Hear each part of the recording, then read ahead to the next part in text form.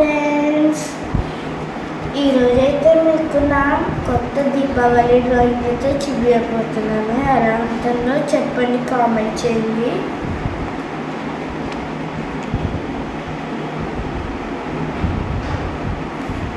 చాలామంది చూస్తున్నారు కానీ లైక్ చేసి సబ్స్క్రైబ్ చేసి షేర్ చేయట్లేదు ఎవరికి. ప్లీజ్ లైక్ చేసి షేర్ చేసి సబ్స్క్రైబ్ చేయండి.